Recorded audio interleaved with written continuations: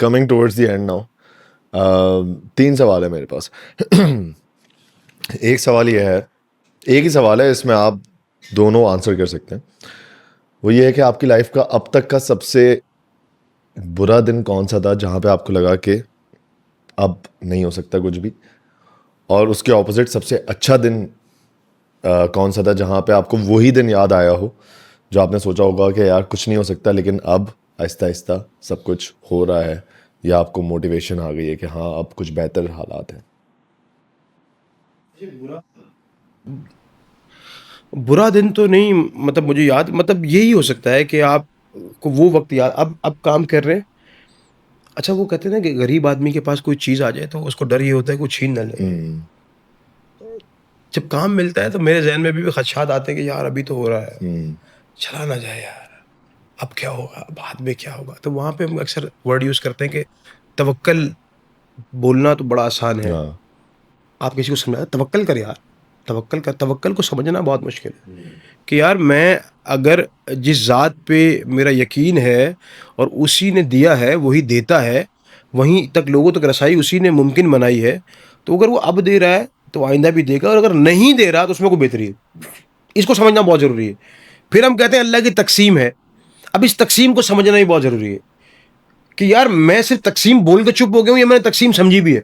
यार ये काम मुझे क्यों नहीं मिला, दूसरे ने बताया यार ये रब की तकसीम है, हाँ, बट वो आपने उस वक्त तो ले लिया कि यार ऐसा ही होगा, ऐसे ही होगा। लेकिन सवाल आपके अंदर फिर आ रहे हैं, ऐसे इंसान आते हैं, इंसान तो नाशुक्रा हाँ, भी है, इंसान के जैसे बहुत से। तो वो यकीन, तवक्कल, अल्लाह की तकसीम और वक्त को समझना बहुत ज़रूरी है।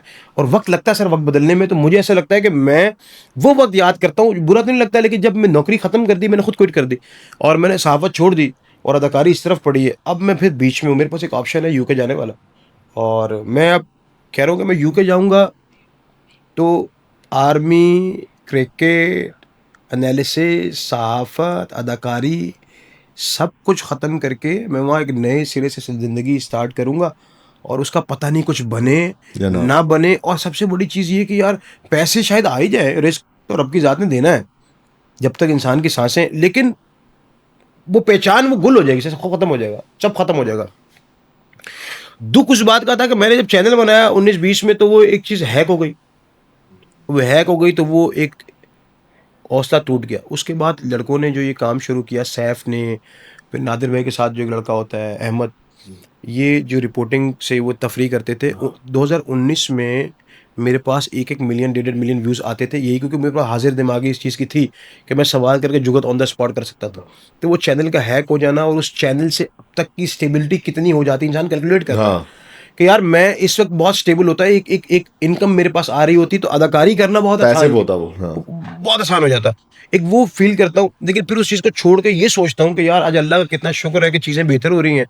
तो बस वो नौकरी क्विट करने के बाद जो 1 साल बीच में ना काम अदाकारी का है, ना सहाफ़त का, और सिर्फ़ आप घर बैठे हुए हैं और सवालिया नज़रें आप पे हैं कि आप क्या कर रहे हैं यार? और ख़ुद भी आप अपने आप से पूछ रहे हैं मैं क्या कर रहा हूँ? सो जाते हैं, उठते हैं, खाते-पीते हैं, दोस्तों में बैठते हैं, फिर सो जाते हैं। ज़िंदगी का मकसद नहीं है। तो मकसद का ना होना वो चीज़ थोड़ी तकलीफ़ देती है कि यार वो वक़्त अजीब था, उस वक़्त से कुछ करना चाहिए था। और आज इस बात की खुशी है कि चीज़ें हो रही हैं। अब ये सोचे बगैर कि क्यों और किस तरह से हो रही हैं, अल्लाह ताला का एक निज़ाम है, एक सिलसिला बन चुका है। अब आपने फ़ोकस होके कोशिश ये करनी है कि जो काम आपको मिल रहा है ना, वो डिलीवर अच्छे से हो जाए, वो भी रब ने करवाना है। आपकी तो कोई हैसियत नहीं, इंसान की कोई वक़्त नहीं है।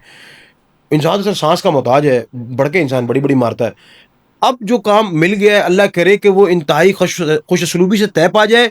जो कंटेंट मैं कर रहा हूँ, लोगों की रसाई तक जो जा रहा है, वो लोगों को समझ आता रहे, तो वहाँ से स्लोली ग्रेजुअली चीज़ें इंप्रूव कर जाएँ। बस अब मेरा मानना ये, जो था वक़्त वो गुज़र गया, वो मुश्किल था, जैसे भी था, क्योंकि अब आपके ज़हन में ख़्वाहिशात तो बहुत सारी हैं। वो ख़्वाहिशात पूरी ऐसे होंगी कि अब चीज़ें स्टेबल हो जाएँ। आई थिंक मेरा दूसरा सवाल यही था कि अब क्या ख्वाहिशात बाकी हैं, या अभी तो स्टार्ट ही हुई हैं, सर अभी लाइक स्टार्ट अब है, अभी ख्वाब क्या स्टार्ट है। बाकी है जो आप अचीव करने हैं, आप क्या ख्वाब है जो आप देखना पसंद कर दानिश रहे भाई, हैं या मुझे देखें। मुझे ऐसा लगता है कि यार मैं एक ऐसा अदाकार बनूँ कि पहले पहले मेरे ज़हन में एक ख्वाहिश थी कि क्योंकि मैं न्यूज़ की थी तो और होस्टिंग करता था, मैं कहता था कि यार कभी कभी ज़िंदगी में ऐसा वक्त आए कि जब आप किसी जगह इंटरव्यू दे रहे होते हैं बैठ के, तो एक तारुफ आता है ना कि आपके पास के, आपने बहुत से लोगों को सुना होगा कि यार ये भाई में बहुत सारे मसाइल थे, तो ये जगह टिके नहीं, इन्होंने सहाफ़त की, रेडियो किया, फलां किया, आज अदाकारी की और यहाँ बैठे हैं। तो इस तरह के तारुफ की बड़ी ख्वाहिश थी। लेकिन आज मुझे ऐसा लगता है कि वो जिस तरह से अब एज आगे की तरफ जा रही है और चीज़ें आप कर रहे हैं, मुझे ऐसा लगता है कि आप अदाकारी कर रहे हैं ना, तो सिर्फ ये ना हो कि यार चूंकि आपके अब नंबर ज़्यादा हैं तो आपको अदाकारी मिलती है, या आपको लोग जान रहे हैं तो लोग आपको इसलिए अदाकारी दे रहे हैं कि यार चलो 4 बंदों तक रसाई हो जाएगी, आप एक क्राफ्ट से पहचान हो जाए बिल्कुल। कि यार एज ए अदाकार वो आपको लगे कि अच्छा यार इसको अगर किसी चीज़ में ढाला जाए तो ढल जाता है, तो ये आपकी कामयाबी बन जाए, या लोग आपको ये कहने लग जाए कि सर आपने जो काम अदाकारी के तौर पे किया वो अच्छा है बजाय वीडियो के। तो मुझे अब ये पहचान, ख्वाहिश मेरी ये है कि एज ए आर्टिस्ट में पहचान हो मेरी, जिसमें जाना जाऊँ या पाकिस्तान में पहचाना जाऊँ, और लोग प्यार करते तो उस चीज़ से करें कि यार एज ए एक्टर ये अच्छा है। कंटेंट तो सर बहुत से लोग बना रहे हैं और हर बंदा ही अच्छा बना रहा है, मतलब क्या आप रिलेटेबल है जब तक आपके लिए वो कंटेंट सही है। विराट कोहली वाला जो आपका इंसिडेंट था, उसके बारे में बताया मुझे क्या। सर मैं श्रीलंका जो हमने एशिया कप कवर किया है, आई थिंक 23 में था अगर मैं गलत नहीं हूँ, तो मैं श्रीलंका जाने का मौका मिला तो हम रिपोर्टिंग कर रहे थे, तो पहले पाकिस्तान टीम आ गई, उसमें से मेरी कुछ लोगों से जान पहचान थी, फ़खर से या अब्बाक हसन वगैरह से मैं मिला और वो चले गए, और प्रेस कॉन्फ्रेंस कवर करके हम बाहर आए।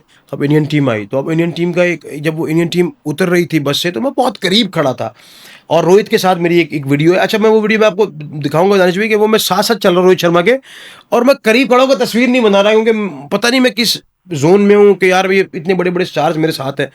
अब विराट कोहली जब बस से उतरे हैं तो मेरे और आप में जितना डिस्टेंस है, इतना डिस्टेंस है, मेरे हाथ में फ़ोन भी एक्टिव है।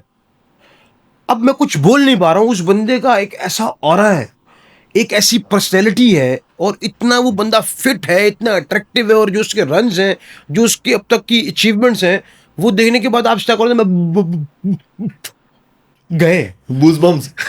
गूज़बम्प्स हुए सर। वो विराट भाई यूं आए और यूं गए, और मैं सीढ़ियों पे जाते हुए देख रहा हूँ, और मुझे मुंह से अल्फाज तो नहीं निकल रहे, लेकिन रियलाइज हो रहा है कि वो मूवमेंट चला गया है, अब वो नहीं हो सकता। तो वो एक मुलाकात थी, और अब चूंकि वो लंदन में शिफ्ट हो गए, तो अब मैं अपनी ख्वाहिश पूरी करूंगा कभी जाके नहीं, लंदन, अल्लाह करे जिंदगी। इंशाल्लाह इंशाल्लाह इंशाल्लाह।